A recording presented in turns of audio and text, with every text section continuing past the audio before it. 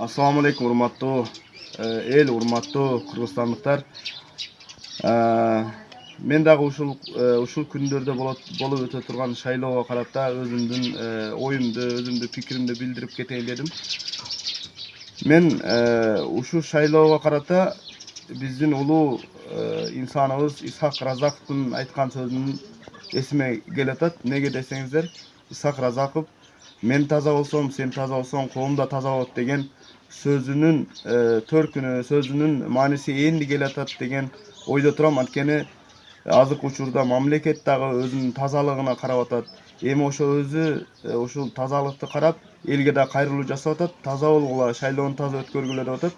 Демек бул дагы биздин мамлекетти бир кадам алдыга жылып атканы, алдыга кетип атканын билдирет. Ошондуктан урматтуу эл, урматтуу жаштар, урматтуу апалар, аталар, шайлоону таза өткөрүүгө, элибизди мындан ары эң жогорку деңгээлде билим сапаты жагынан, баардык жагынан алдыга алып чыгууга ушул шайлоону себеп кылып, ушул шайлоону таза жана жакшы өткөрүп алууга аракет кылсак, биздин элибиз дагы, биздин мамлекет дагы өнүгөт деген ойдомун.